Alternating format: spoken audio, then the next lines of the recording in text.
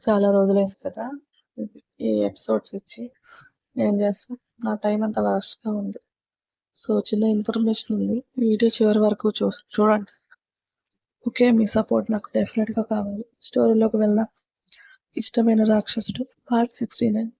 ఏదో నీ మీద లవ్‌తో చేసిందిలే. ఇంతకీ ఏం గిఫ్ట్ ఇచ్చింది మా మేడం? తనే నాకు పెద్ద గిఫ్ట్. ఇంకెలాంటి గిఫ్ట్స్ అవసరం లేదురా. అబ్బా అన్నయ్య చంపేశావు. ఈ ఒక్క డైలాగ్‌తో ఇక రాధిక మేడం నేల మీద నడవదేమో. పొగిడితే పడిపోయే టైప్ కాదులే మీ మేడం. రేపు ఆఫీస్‌లో కలుద్దాం అని రాధిక ఎందుకో ఇబ్బందిగా ఉండడం చూసి ఫోన్ కట్ చేస్తాడు కృష్ణ. రాధి హా! ఏమైంది అలా ఉన్నావు? ఏం లేదు కిట్టయ్య. రేపు ప్లాన్స్ ఏంటి? నీ ఇష్టం రా. నువ్వేది ప్లాన్ చేస్తే అదే చేద్దాం. బర్త్‌డే నీది కిట్టయ్య. నా భార్యామణితో కలిసి జరుపుకుంటున్న మొదటి పుట్టినరోజు. అందుకే నువ్వెలా చెప్తే అలానే చేద్దాం. సరే డోర్స్ లాక్ చేసి రా బజ్జుందాం. ఆమె గిఫ్ట్ ఏదో ఎక్స్‌పెక్ట్ చేసిన కృష్ణ రాధిక నుండి ఎలాంటి రెస్పాన్స్ రాకపోవడంతో సైలెంట్‌గా బెడ్ దిగి డోర్స్ లాక్ చేసి వస్తాడు. బెడ్‌రూమ్ డోర్ క్లోజ్ చేసిన కృష్ణ ముందు నిల్చున్న రాధిక నీ బర్త్‌డే గిఫ్ట్ ఏంటో తెలుసుకోవా మామా అని మెల్లిగా అడుగుతుంది. తెలుసుకోవాలని ఆశగా ఉంది. కానీ అది కూడా సర్ప్రైజ్ ఏమో అనుకున్నాను. నా గుండెల్లో నువ్వు చేరితే నా గుండెల మీద నీ పేరు చేరింది మామ. రాధిక మాటలకి అర్థం కాకుండా చూస్తాడు కృష్ణ. అతని చూపులకి సమాధానంగా బయట తప్పించి బ్లౌజ్ హుక్స్ ఒక్కటి మాత్రమే తీసి కృష్ణ అన్న పేరుతో ఫ్లూట్, నెమలి పింఛం టాటూగా వేయించుకున్న ప్లేస్ చూపిస్తుంది. రాధిక చేసిన పనికి కృష్ణ షాక్ అయితే అతని నుండి ఇలాంటి రియాక్షన్ ఎక్స్పెక్ట్ చేసిన రాధిక కృష్ణ తిట్టినా ఓకే అనుకుని ప్రిపేర్డ్‌గా ఉంటుంది. ఆమె ఇచ్చిన షాక్ నుండి తేరుకొని కృష్ణ ఉలకడు పలకడు. కృష్ణ రాధిక పిలుపుకి తేరుకొని కళ్ళు పైకెత్తి ఆమె మొహంలోకి చూస్తూ అమాంతం రాధిక నడుము పట్టుకుని దగ్గరకు లాక్కుంటాడు. ఆమె తేరుకునేలోపు ఇద్దరి పెదవులు అతనే కలిపేసి రాధికకు తట్టుకోలేని షాక్ ఇస్తాడు. ముద్దెలా పెట్టాలో క్లారిటీ లేని కృష్ణ ఆమె చేసిన పనికి అంతులేని ప్రేమ బయటకి చూపించలేక పెదాల మీద దాడి చేస్తాడు. పెదాలు వేరు చేసి ఎందుకే నేనంటే ఇంత ప్రేమ అని మళ్ళీ పెదాలు అందుకున్నాడు. మళ్ళీ దూరం జరిగి నీ ప్రేమతో పిచ్చోడ్ని చేస్తావెందుకే అని మళ్ళీ పెదాలు అందుకున్నాడు. మళ్ళీ పెదాలు వేరు చేసి నీ ప్రేమ నాకే సొంతం అన్నావు. నన్ను ప్రశాంతంగా ఉండనివ్వట్లేదు రాధి అని మళ్ళీ పెదాలు అందుకున్నాడు. ముద్దులోనే ఆమెను బెడ్ మీదకి తోసి పైన వాళ్ళకు అట్టుగా ఉండి బయట తప్పించి కళ్ళకు కనిపిస్తున్న తన పేరు ఆమె గుండెల మీద చూసి ఇంకా ఇంకా పిచ్చివాడిని చేస్తావెందుకే ఊపిరి ఆడట్లేదు అని కన్నీళ్లు పెట్టుకుంటూనే మళ్ళీ పెదాలు అందుకుంటాడు. పెదాలు వేరు చేసి రాధిక మొహమంతా ముద్దులు పెడుతూ నా రాకాసి ఎంత ప్రేమేంటి నేనంటే అని కన్నీళ్లు జారిపోతుంటే రాధిక బుగ్గలకి పెదాలకి ఆ కన్నీళ్లు అద్దుతూనే ఆమె ఒంటి నుండి చీర దూరం చేసి తన ఒంటి నుండి షర్ట్ దూరం చేశాడు. దగ్ధంగా తగులుతున్న కృష్ణ బాడీ తిరిగి ఇప్పటి వరకు జరిగింది నిజమన్న క్లారిటీ వచ్చిన రాధిక కృష్ణ పంటిగాట్లకి తేరుకొని చిన్నగా మూలుగుతుంది. పెదాలు వేరు చేసి నొప్పిగా ఉందా అని అడుగుతున్న అతని తీరుకి పిచ్చి చూపులు చూస్తూ నువ్వేం చేశావు కృష్ణ అని అర్థం కాక అడుగుతుంది. నా పేరు నేను గుండెల మీద చూస్తుంటే నన్ను నేను కంట్రోల్ చేసుకోలేకపోయాను రాధి. కొంచెం హార్ష్గా బిహేవ్ చేశాను. I'm sorry. అంటే నీకు నా మీద కోపం లేదా కృష్ణ? కోపమా? ఎందుకే? నీ నేమ్ టాటూ వేయించుకున్నాను కదా! నీ భర్త పేరే కదా టాటూ వేయించుకున్నావు. ఇందులో కోపడటానికి ఏముంది? నా బర్త్‌డేకి నువ్వు ఇచ్చిన గిఫ్ట్ నాకు చాలా నచ్చింది. ఎంత నచ్చిందో చూపించే ప్రాసెస్‌లో ఏదో చేయబోయాను. సారీరా. కృష్ణ చేసిందంతా నిజమేనని అర్థమైన రాధిక హ్యాపీగా ఫీల్ అవ్వాలో, నల్లి నలిపినట్టు నలిపినందుకు కుయ్యో మొర్రో అనుకోవాలో అర్థం కాదు. రాధి ఏమైంది నొప్పిగా ఉందా అని బ్లౌజ్ జరిగిపోయి దడ్డంగా ఉన్న ఆమె భుజం మీద చేయి వేస్తాడు. కొంచెం నొప్పిగా ఉంది కృష్ణ. టాటూ చుట్టూ ఎర్రగా కమిలిపోయినట్టు ఉండడం చూసిన కృష్ణ ఉండు ఇప్పుడే వస్తానని ఐస్ ప్యాక్ తెచ్చి రాధిక గుండెల మీద పెడుతూ ఆమె కళ్ళలోకి చూస్తాడు. కృష్ణ వంక చూస్తున్న రాధికకు సంతోషంతో కూడిన కన్నీటి చెమ్మ బొగ్గల మీదకి జారిపోతే ఆమె కన్నీళ్లు పెదాలతో తుడుస్తూ బుగ్గల మీద మీసాలతో రాస్తూ ఇవి వస్తే నా వల్ల కాదు ప్లీజ్ ఆపేయ్. Happy tears Krishna. హ్యాపీగా ఉంటే ఇంకొకసారి కిస్ చేస్తాను అంతేకాని ఏడ్చి నా గుండెల్లో మంట పెట్టకు. అబ్బో కిట్టయ్య మాటకారెప్పుడయ్యాడు? నా రాధమ్మ గుండెల్లోనే కాదు గుండెల మీద కూడా నాదే స్థానం అని తెలిసాక కిట్టయ్యలో సంతోషం ఎక్కువైంది. అది మాటల రూపంలో కాదు చేతల రూపంలో కూడా వచ్చింది. పెయిన్ అన్నావని ఆగాను. లేకపోతే ఏం చేస్తావండి? మొగుడు పెళ్ళాలు చేసేదే చేసేవాడిని. మాట తప్పుతావా కిట్టయ్య? రాధిక వంక చూశాడు కృష్ణ. నా కిట్టయ్యతో పూర్తి పెళ్లి జరిగాక నన్ను నేను ఇచ్చేయాలనుకుంటున్నాను. నీ ఇష్టం నాది నువ్వే చెప్పినా నో అని ఎప్పటికీ అనను. ఇది నేను నీకిస్తున్న ప్రామిస్ అని రాధిక చేతిలో తన చెయ్యి నిలుపుతాడు కృష్ణ. నా కిట్టయ్యతో పూర్తి పెళ్లి జరిగాక నన్ను నేను ఇచ్చేయాలనుకుంటున్నాను. నీ ఇష్టం రాధి నువ్వే చెప్పినా నో అని ఎప్పటికీ అనను. ఇది నేను నీకిస్తున్న ప్రామిస్ అని రాధిక చేతిలో తన చెయ్యి నిలుపుతాడు కృష్ణ. అతను తన గుండెలకి హత్తుకొని అలానే ఉండిపోతుంది రాధిక. ఏయ్ పెయిన్ అన్నావు నన్ను ఒత్తేస్తున్నావు. కొన్ని పెయింట్స్ ఎంతో బాగుంటాయి కృష్ణ. ఈరోజు ఈ పెయింట్ చాలా బాగుంది. నీ ప్రేమని హార్ట్‌ఫుల్‌గా ఫీల్ అవుతున్నాను. ఫస్ట్ టైమ్ నీ కళ్ళలో అంతులేని ప్రేమ కనిపిస్తుంది. నా మీద నీకున్న ప్రేమ ముందు ఏదైనా చిన్నదేను. ఇంత మొండిదానివేంటి? అంత పెయిన్ ఎలా తట్టుకున్నావు అని గుండెల మీద ఒకటి పేరు నిమురుతూ అడుగుతాను. ఈ రూపం నా కళ్ళల్లో మెదులుతుంటే ఏ నొప్పి నన్ను బాధ పెట్టలేవు కృష్ణ. కానీ మొదటిసారి నీ ప్రేమ చూస్తుంటే నా అంత అదృష్టవంతురాలు ఈ భూమి మీద ఉండదు అనిపిస్తుంది.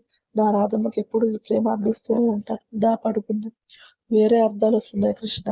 ఈ డర్టీ మైండ్‌ని కాస్త ఆఫ్ చేసి పడుకుందాం రావే అంటూనే బెడ్ మీదకి రాలికతో వాలిపోతాడు. నొప్పికి రాధిక మెసులుతుంటే కృష్ణకు కూడా బాధగా అనిపిస్తుంది. ఆమెని మాటలతో డైవర్ట్ చేస్తూనే నిద్రపోయేలా చేస్తాడు. ఉదయం యశోద డోర్ బాధేస్తున్న సౌండ్‌కి డిస్టర్బ్ అయిన కృష్ణ వెచ్చగా తగులుతున్న రాధిక ఒంటి తీరికి కంగారుగా లేచి కూర్చుంటాడు. ఆమెకి ఫీవర్ వచ్చిందని అర్థమై ఫాస్ట్‌గా శారీ అడ్జస్ట్ చేసి నిద్ర లేపడానికి ట్రై చేస్తాడు. ఓపిక లేదు కృష్ణ. ఈ రోజుకి నువ్వే బ్రేక్‌ఫాస్ట్ చేసేయ్. అబ్బా అది కాదే నీకు ఫీవర్‌గా ఉంది. లే హాస్పిటల్‌కి వెళ్దాం. హాస్పిటల్‌కి వెళ్ళినంత ఏం లేదు. ఇది టాటూ ఎఫెక్ట్. ఆల్రెడీ మెడిసిన్ తీసుకున్నానని మూలుగుతూ చెప్తుంది. సరే రా ఫ్రెష్ అవ్వడానికి హెల్ప్ చేస్తాను. ముందు డోర్ ఓపెన్ చెయ్యి కృష్ణ. యషీనే అనుకుంటా. నువ్వు డోర్ ఓపెన్ చేయకపోతే తలుపులు పగలగొడుతుంది. నిజమే నువ్వు పడుకో వస్తానని బెడ్‌షీట్ కప్పేసి బయటికి వెళ్తూ తన ఒంటి మీద షర్ట్ లేదని గుర్తొచ్చి ఫాస్ట్‌గా షర్ట్ వేసుకొని హెయిర్ అడ్జస్ట్ చేసుకొని డోర్ ఓపెన్ చేస్తాడు.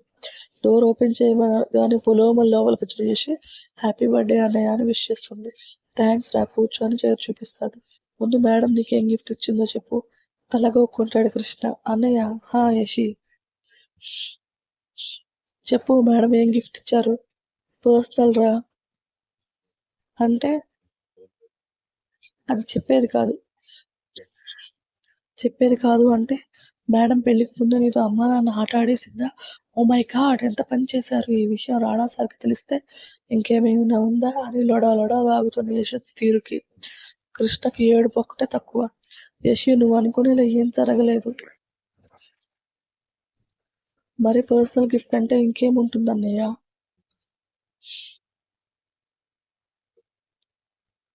నా వల్ల కాదు నువ్వే వెళ్ళి మేడంని అడుగు. అలాగే ఆవిడతోనే తేల్చుకుంటాను. లోపలికి వెళ్ళిన యశిత బెడ్ మీదున్న రాధికను చూసి చిందరవందరగా ఉన్న బెడ్ చూసి ఏం కాలేదన్నాడు. సినారియో వేరేలా ఉంది అని ఆలోచిస్తూనే రాధిక దగ్గరికి వెళ్ళి ఆమె చేయి పట్టుకుంది. వేడిగా ఉన్న ఆమె చేతి దెబ్బకి టెన్షన్‌గా మేడం ఏమైంది మీకు? సడన్‌గా ఫీవర్ ఏంటి? అని కోమా లాంటి నిద్రలో ఉన్న రాధికని ఊపేసి నిద్ర లేపేస్తుంది. నాకేం కాలేదే ఇలా ఊపి లోపల అవయవాల ప్లేసెస్ మార్చకు. బాగోలేకపోయినా ఈ వెటకారం మాత్రం తగ్గదు మీకు. అసలేమైందో చెప్పండి అని రాధికను లేపి కూర్చోబెడుతుంది. మీ అన్నయ్యకి స్వీట్ గిఫ్ట్ ఇచ్చాను. అది కొంచెం రియాక్షన్ ఇచ్చింది. అంటే టాటూ చూపించి బెడ్‌షీట్ చుట్టుకొని ఇది జరిగిందన్నట్టు చూస్తుంది రాధిక.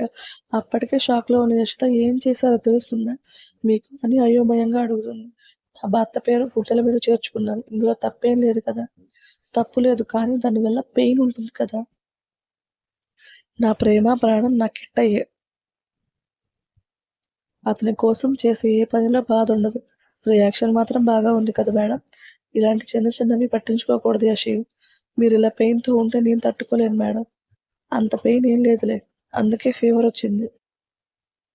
అలాగే తల్లి ఫ్రెష్ అయ్యాక మెడిసిన్ వేసుకుంటాను. కాస్త హెల్ప్ చెయ్.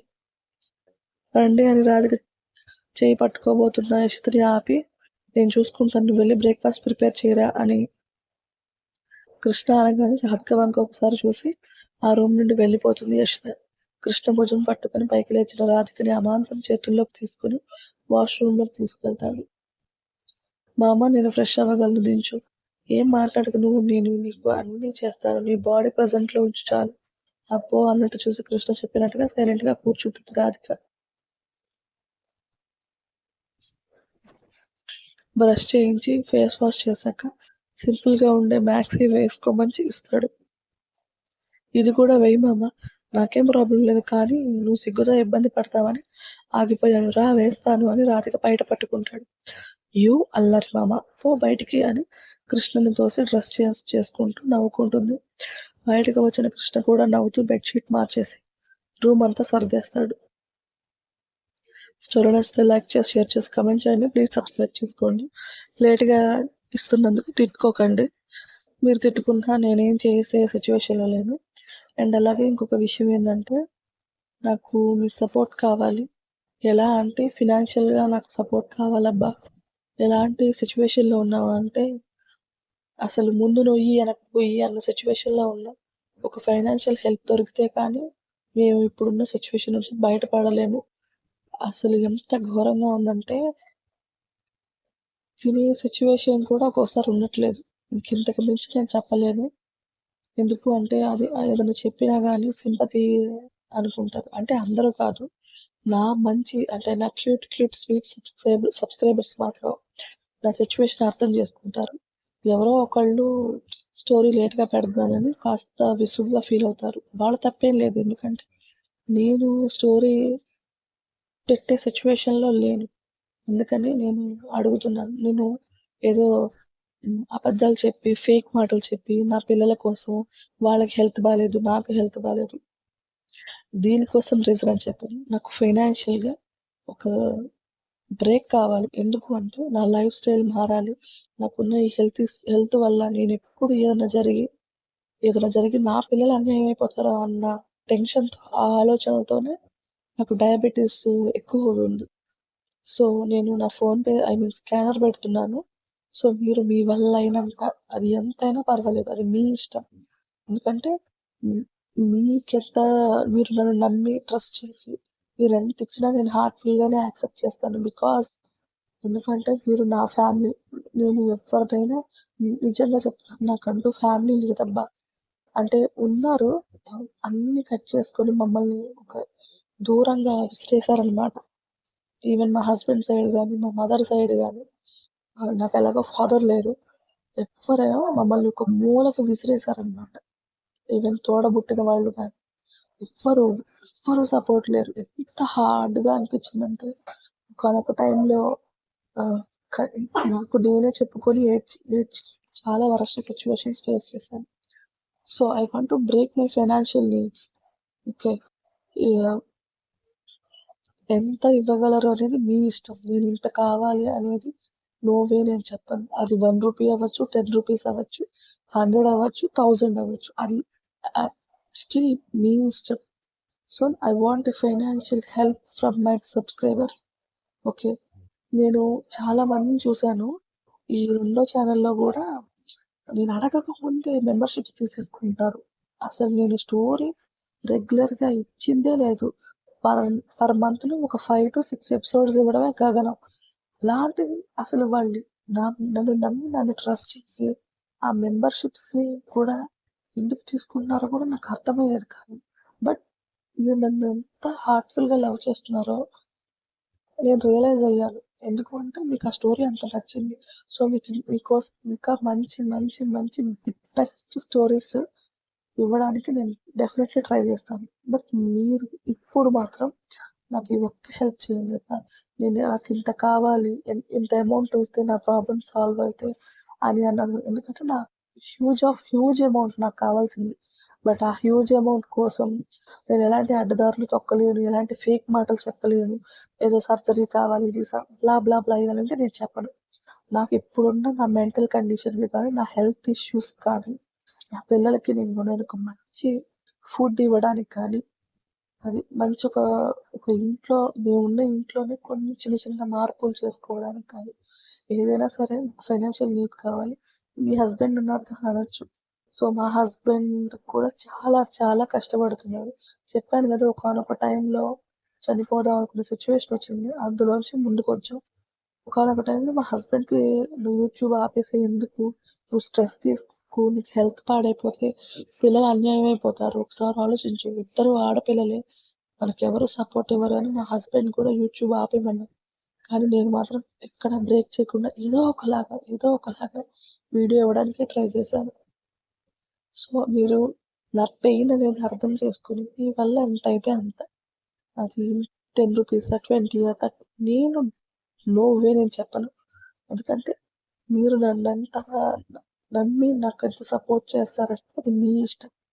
ఓకే. నేను ఎలాగో స్టోరీలిచ్చేది ఆపను. మాక్సిమం నేను అప్స్ అండ్ డౌన్స్‌లోనే ఇచ్చుకుంటూ వెళ్తాను స్టోరీస్. ఓకే. మీ సపోర్ట్ ఇప్పుడు మాత్రం నాకు దయచేసి కావాలబ్బా! Please, please support me. And చాలా చాలా థ్యాంక్ యూ నా స్టోరీస్‌ని ఇంత లవ్ చేసుకున్నందుకు.